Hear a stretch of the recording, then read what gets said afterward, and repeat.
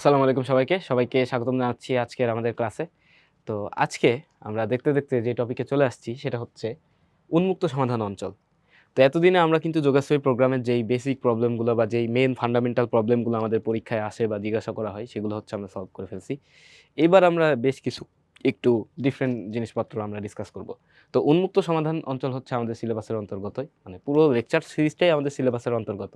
But এখান থেকে question হচ্ছে একটু যদি ডিফিকাল্ট করার চেষ্টা করে বা অ্যাডমিশন টেস্টে আস্ক করার চেষ্টা করে তাহলে এখান থেকে হচ্ছে দিয়ে দিতে পারে। আর এই টপিকটা হচ্ছে খুবই ইজি। মানে খুবই ইজি। তোমরা হচ্ছে সলভ করলে আরো বুঝতে পারবা। মানে লেকচারটা শেষ করলে আরো ইজিলি বুঝতে পারবা যে কতটাই সহজ এটা। তো উন্মুক্ত সমাধান অঞ্চল মানে এটার দ্বারা বুঝতে পারতেছো যে কোনো বাউন্ডারি থাকবে না। আমরা তো ফার্স্টে ডিফাইন করছিলাম আমি যে উন্মুক্ত সমাধান অঞ্চল কি। এখন আমরা একদম ডিটেলস এটা জানবো। তাহলে চলো শুরু করা যাক। তো দেখো, উন্মুক্ত সমাধান অঞ্চলকে আমরা দুই ভাগে ভাগ করতে পারি। একটা হচ্ছে একটা কৌণিক বিন্দু আছে এমন উন্মুক্ত অঞ্চল, আরেকটা কোনো কৌণিক বিন্দু নাই, একদম উন্মুক্ত। তো কৌণিক বিন্দু নেই এরূপ উন্মুক্ত সমাধান অঞ্চল, আর হচ্ছে কৌণিক বিন্দু বিদ্যমান এরূপ উন্মুক্ত সমাধান অঞ্চল। এটা মানে কি? মনে করো এক নাম্বারটার এক্সাম্পল যদি আমরা দিই, মনে করো দুটা রেখা আছে, এইটা হচ্ছে আমাদের ওয়াই অক্ষ, এটা মনে করো আমাদের এক্স অক্ষ, ওয়াই অক্ষ। এখানে একটা রেখা আছে, এখানে একটা রেখা আছে। এখন ধরো এরা দুইজন আমাদের বলছে এই দিকে আছে যে x greater than or equals 3, এটা মনে করো এক্স ইকুয়ালস টু 3 রেখা, আর এটা মনে করো এক্স ইকুয়ালস টু 6 রেখা। এটা বলতেছে x less than or equals to 6। তার মানে কি সমাধান অঞ্চল কোনটা? এই ভেতরে। এটা কি কোনো কৌণিক বিন্দু আছে? নাই। এটা কিন্তু দেখো উন্মুক্ত। এখানে যদি একটা অভিষ্ট ফাংশন থাকে Z equals to X plus 2y, তাহলে এই অভিষ্ট ফাংশনের মিনিমাম বা ম্যাক্সিমাম ভ্যালু কত? মানে অভিষ্ট ফাংশনের ক্ষেত্রে সে আমাদের মিনিমাম বা ম্যাক্সিমাম এটা কত হবে সেটা আমরা বের করব কিভাবে, সেটা আমরা দেখব এই লেকচার সিরিজে। তারপরে কৌণিক বিন্দু বিদ্যমান এরকম যদি থাকে, মনে করো অনেকগুলো লেখচিত্র আছে, আমি একবারে সব ডিরেকশন দিয়ে আঁকাচ্ছি না, আমি একদম সামারাইজ ফিগারটা আঁকাচ্ছি। মনে করো এরকম আছে, তারপরে এরকম একটা গেছে, গিয়ে তোমার সমাধান অঞ্চলটা এইদিকে তো ছেদ করবে না, ছেদ করবে হচ্ছে এইদিকে, ধরো এইদিক দিয়ে গেছে, এইখানে ছেদ করছে। এখন সমাধান অঞ্চলটা হচ্ছে এই রিজিয়নটা হচ্ছে আমাদের সলিউশন রিজিয়ন। তাহলে দেখো এটাও কিন্তু উন্মুক্ত সমাধান, কিন্তু একটা কৌণিক বিন্দু আছে, এটা হচ্ছে কৌণিক বিন্দু, কৌণিক বিন্দু, কৌণিক বিন্দু আছে। তো এই ক্ষেত্রে আমাদের জেড ম্যাক্সিমাম জেড মিনিমাম কত হবে, এই ধরনের জিনিসপত্র হচ্ছে আমরা বের করব। তো ফার্স্টে দেখো একটা প্রবলেম আছে, প্রবলেম দিয়ে আমরা সলভ করি, তাহলে আমাদের জন্য সুবিধা হবে। বেসিক জিনিসপত্র তো আমরা দেখেই ফেললাম, তো প্রবলেমের মধ্যে আমরা অ্যাপ্লাই করে একবারে জানবো যে এই জিনিসগুলো কিভাবে সলভ করা যায়। দেখো আমাদের অভিষ্ট ফাংশন দেওয়া আছে Z equals to X plus Y, হচ্ছে অভিষ্ট ফাংশন। শর্তসমূহ হচ্ছে x greater than or equals to 0, X less than or equals to 6, Z max and Z minimum বের করতে হবে। তো আমরা যদি গ্রাফটা প্লট করি, সুন্দর মতো আমাদের গ্রাফ প্লট করে নিতে হবে আগে। এক্স যেহেতু greater than or equals to 0, that means এটা হচ্ছে এক্স অ্যাক্সিস, এটা y axis. X greater than or equals to 0 মানে ওয়াই অ্যাক্সিস, এটা হচ্ছে x greater than or equals to 0 এইদিকে। আর x less than or equals to 6 মানে কি? এটা মনে করতেছি এক্স ইকুয়ালস টু 6, আমরা একবারে ইয়াটাই আঁকাই ফেলি। এটা মনে করতেছি আমরা এক্স ইকুয়ালস টু 6, তাহলে x less than or equals to 6 মানে এদিকে আসবে x less than or equals to 6। তাহলে দেখো এই রিজিয়নটা আমাদের কি আসলো, এই রিজিয়নটা আমাদের সেই উন্মুক্ত একটা অঞ্চল চলে আসছে যার কোনো কৌণিক বিন্দু নাই। দেখো রেখা দুটা হচ্ছে সমান্তরাল। এখন আমাদের যে অভিষ্ট ফাংশন আছে Z equals to X plus Y, এই ফাংশনটা নিয়ে আমরা একটু কাজ করব। এটাকে আমরা চাইলে বলতে পারি Y is equals to -1 X plus Z, Y সমান এম এক্স প্লাস সি। একে যদি তুমি আঁকাও, তুমি যদি চিন্তা করো, একে নিয়ে যদি একটু আমরা যদি একটু ড্রয়িং করি, তাহলে দেখো অভিষ্ট ফাংশনটা এদিক দিয়ে যাইতে পারে, সমাধান অঞ্চল যেটা এই যে উন্মুক্ত সমাধান অঞ্চল এর মধ্য দিয়ে গেছে। আবার অভিষ্ট ফাংশনটা এই মূল বিন্দু দিয়ে যাইতে পারে। স্লোপ যেহেতু সেম, তাহলে সবগুলো সেমই আঁকাইতে হবে। অরিজিন দিয়ে পাস করতে পারে। অভিষ্ট ফাংশনটা এদিক দিয়ে যাইতে পারে, অভিষ্ট ফাংশন এদিক বরাবর উপর নিচে দৌড়ায় বেড়াইতে পারে। মানে আমি কি বোঝাচ্ছি, দেখো অভিষ্ট ফাংশনকে ধরে তুমি এইভাবে উপরে নিচে নামাইতে পারবা, ঠিক আছে? এই যে স্ট্রেট লাইনের ইকুয়েশন, উপরে নিচে যদি তুমি এরকম বাড়াইতে পারো, হোয়াট ডাজ ইট মিন? এটা মিন করতেছে, দেখো আমাদের, আমি একটু এটারে উপরে রাখি এদিকে টেনে নিয়ে, আমাদের এখানে এই যে ভ্যালুটা ছিল, এই ভ্যালুটা জেডের ভ্যালু না? এই যে Y equals to M X plus C, C মানে কি? এটা সি না, ওয়াই অক্ষের ছেদাংশ, ছেদক বা ওয়াই ইন্টারসেপ্ট, ওয়াই ইন্টারসেপ্ট। তাহলে দেখো জেডের ভ্যালু এদিক বরাবর কোন দিক বরাবর যাচ্ছে? জেড, জেড এদিক বরাবর, এদিক বরাবর জেড টেন্স টু ইনফিনিটি হচ্ছে না? নিচের দিক বরাবর জেড টেন্স টু কি হচ্ছে? নেগেটিভ ইনফিনিটির দিকে যাচ্ছে না? তার মানে কি বুঝতেছো? যে জেডের ভ্যালু এদিক বরাবর পজিটিভ ইনফিনিটির দিকে যাচ্ছে, এদিক বরাবর নেগেটিভ ইনফিনিটি বরাবর যাচ্ছে, এই রিজিয়ন অনুসারে, যেহেতু খোলা উন্মুক্ত। তার মানে এখানে আমরা বলতে পারি জেড ম্যাক্সিমাম হচ্ছে পজিটিভ ইনফিনিটি, জেড মিনিমাম হচ্ছে নেগেটিভ ইনফিনিটি। এটা হচ্ছে উন্মুক্ত অঞ্চল। এই কেসের ক্ষেত্রে আমাদের জেড ম্যাক্সিমাম, জেড মিনিমাম। তুমি এখানে ভ্যালু বসায়ও দেখতে পারো, চেক করে দেখতে পারো যে এইভাবে যে আমি উঠায় নামায় দেখাইলাম, এটাই ছিল মেইন ডেমনস্ট্রেশন। আশা করি বুঝতে পারছো। যেহেতু উন্মুক্ত অঞ্চল, সেহেতু আমাদের জেডের ভ্যালুটা এই রিজিয়ন বরাবর আমাদের বাড়তে থাকবে, কমতে থাকবে এমনি। ওকে, নেক্সট প্রবলেমে যদি আমরা যাই, দেখো নেক্সট প্রবলেমে বলছে Z equals to X plus Y সত্য সমূহ হচ্ছে এইটা, জেড ম্যাক্সিমাম ও জেড মিনিমাম বের করো। ওকে, তাহলে দেখো আমরা যদি গ্রাফটা প্লট করি, গ্রাফটা যদি আমরা প্লট করি,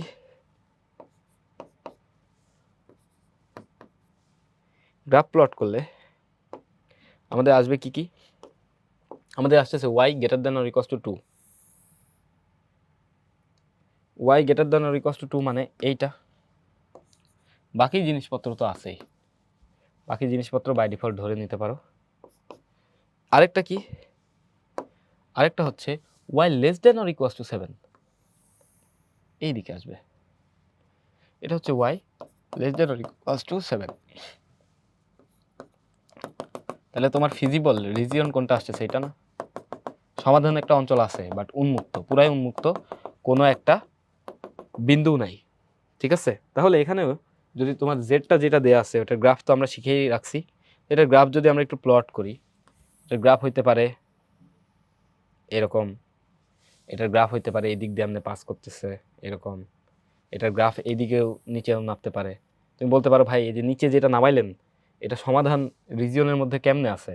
ভাইয়া আছে, সমাধান রিজিয়নের মধ্যে আছে। তোমার এই জিনিসটা ইনফিনিটি পর্যন্ত গেছে না, এই জিনিসটা ইনফিনিটি পর্যন্ত গেছে না, তো এই স্ট্রেট লাইন এইদিকে বাড়াইলে পারে চলে আসবে না। তো তুমি এইটারে নিয়ে চাইলে নাচাইয়ে দেখতে পারো, এই যে এই জিনিসটা, এই জিনিসটা এমনি উঠায় নামায় দেখতে পারো যে জেডের ভ্যালু কি হচ্ছে। আবার তুমি চাইলে এটা তো উপর নিচে নিছো, তুমি চাইলে ডানে বামেও নিতে পারো। ডানে বামে নিলেও ওয়াই ইন্টারসেপ্ট চেঞ্জ হবে না, খেয়াল করো। আমি যদি এমনি ডানে নিই, এই যে ওয়াই ইন্টারসেপ্ট চেঞ্জ হচ্ছে না, দেখো তো ওয়াই ইন্টারসেপ্ট বাড়তেছে না, এখানে ওয়াই ইন্টারসেপ্ট 0 ছিল, ডানে নিচ্ছি ওয়াই ইন্টারসেপ্ট বাড়তেছে না, এই যে এখানে খেয়াল রাখো, এই জায়গাটায়, এই জায়গাটায় খেয়াল রাখো, এই জায়গাটায় যদি খেয়াল রাখো তাহলে দেখো ওয়াই ইন্টারসেপ্ট বাড়তেছে ডানে গেলে, ওয়াই ইন্টারসেপ্ট বাড়তে বাড়তে কই যাচ্ছে? ইনফিনিটির দিকে যাচ্ছে। আবার বামে যদি আসি ওয়াই ইন্টারসেপ্ট কমতে কমতে কই যাচ্ছে? নেগেটিভ ইনফিনিটির দিকে যাচ্ছে। দ্যাট মিনস আমার এই অভিষ্ট ফাংশনটা জেড ম্যাক্সিমাম, এটার ক্ষেত্রেও ভ্যালু কত? প্লাস ইনফিনিটি, এটার ক্ষেত্রে মিনিমাম ভ্যালু কত? Minus infinity. তো উন্মুক্ত অঞ্চল আর যদি কোনো কৌণিক বিন্দু না থাকে তাহলে প্লাস মাইনাস ইনফিনিটি দিয়েই আমরা এন্ড আপ করতে পারি ডিসকাশন, ঠিক আছে? প্রিলিমিনারি। তো তুমি এভাবে চিন্তা করে এটা সলিউশন বের করবা, মানে চিন্তা করবা এই ধরনের প্রবলেম আসলে যে কি হচ্ছে আর কি এখানে, ঠিক আছে? এরপর যদি আমরা সামনে আগাই, দেখো এই যে এইটা হচ্ছে আমাদের একটা, এখন হচ্ছে আমাদের কৌণিক বিন্দু আছে, এতক্ষণ কৌণিক বিন্দু ছিল না, এখন হচ্ছে আমাদের কৌণিক বিন্দু আছে। তাহলে কি হবে সেটা আমরা এখন বের করব। দেখো নিচের যোগাশ্রয়ী প্রোগ্রামটির জন্য অভিষ্ট ফাংশন জেড এর সর্বোচ্চ সর্বনিম্ন মান নির্ণয় করো। তো সত্যসমূহ দেওয়া আছে, সত্যসমূহ আমরা প্লট করে ফেলবো। এখন এখন আর ঘটা করে আমরা লিখবো না, আমরা জাস্ট প্লট করব। এক্স ওয়াই, দেখো x greater than or equals to 8, তার মানে এখানে যদি এক্স ইকুয়ালস টু 8 থাকে তাহলে greater than or equals to 8 কি হবে? এই দিকে যাবে। তারপরে Y greater than or equals to 4,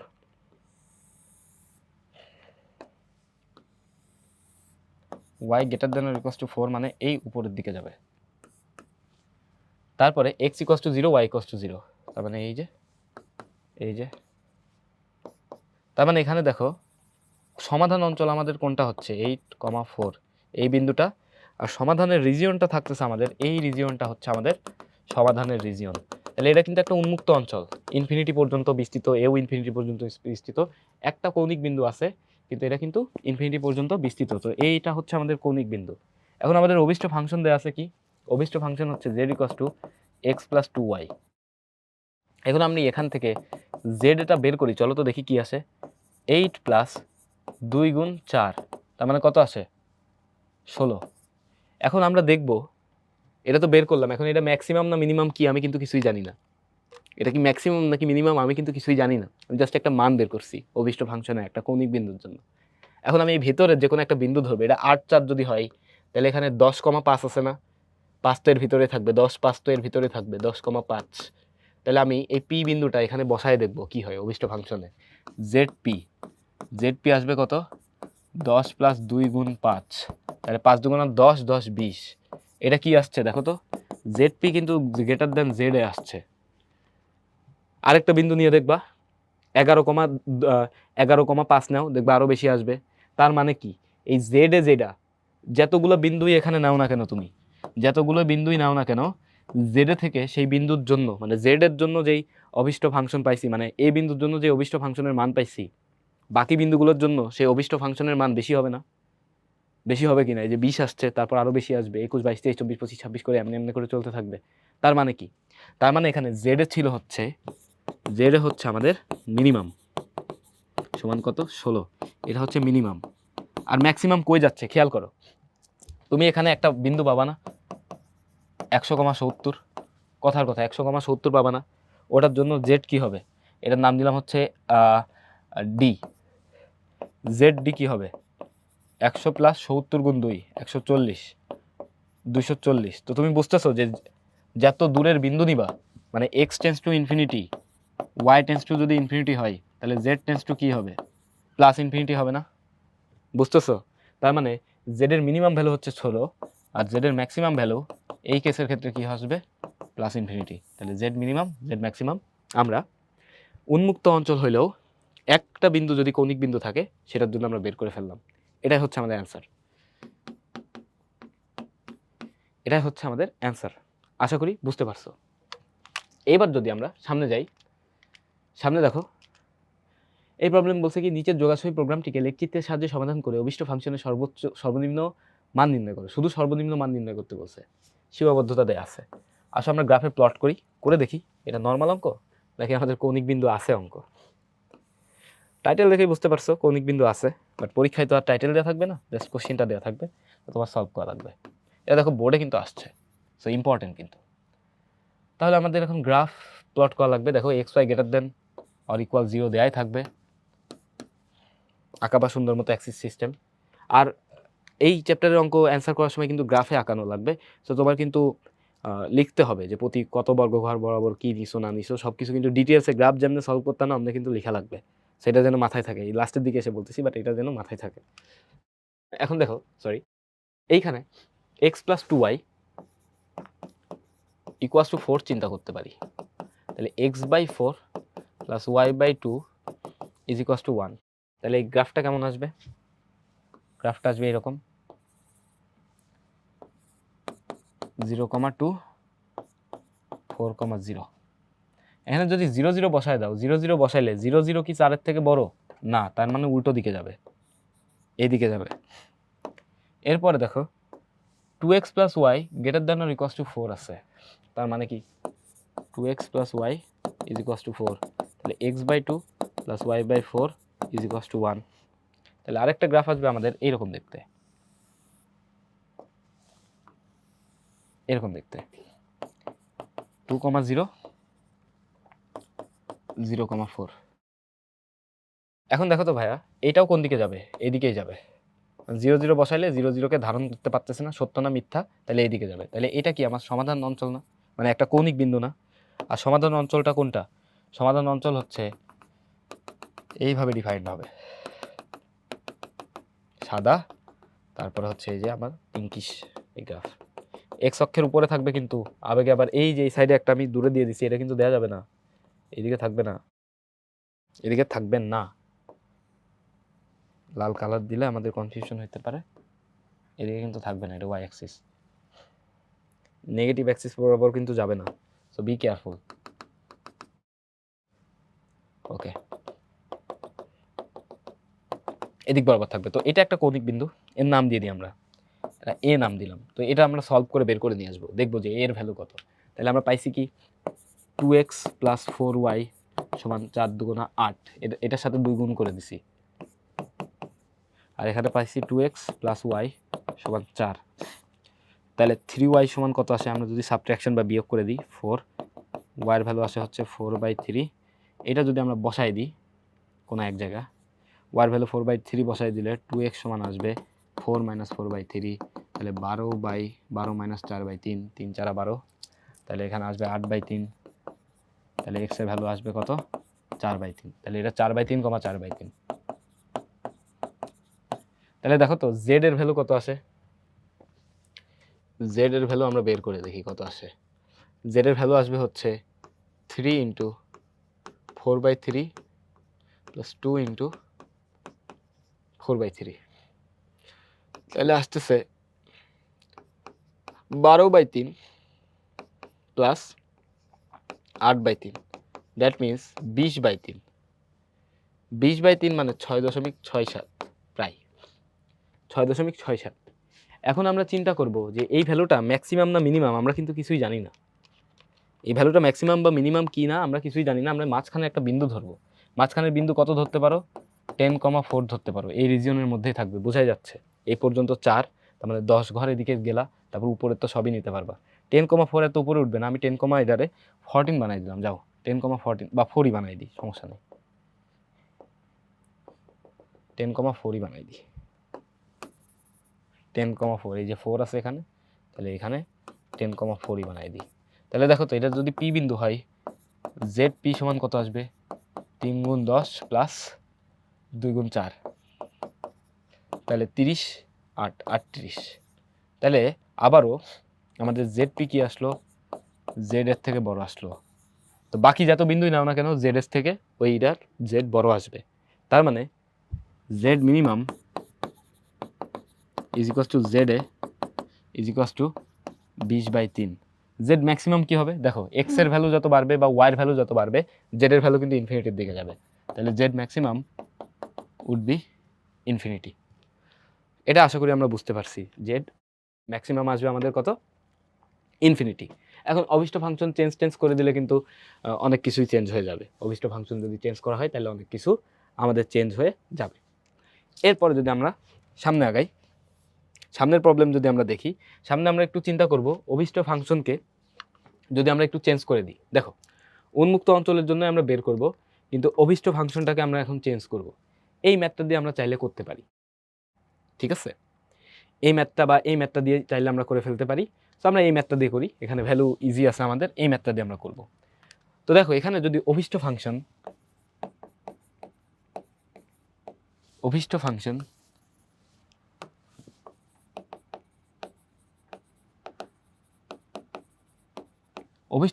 যদি z equals to x - 2y হইলে, z equals to x - 2y হইলে কি হইতো, দেখো z এর ভ্যালু কত পাইতাম আমরা, z এ পাইতাম x এর ভ্যালু 8, 8 - 2 × 4 সমান কত 0।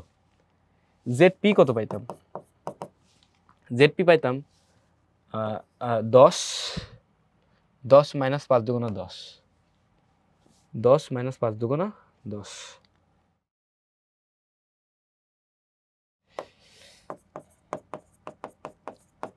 তাহলে 0। আরেকটা বিন্দু যদি আমরা নিই, এখানে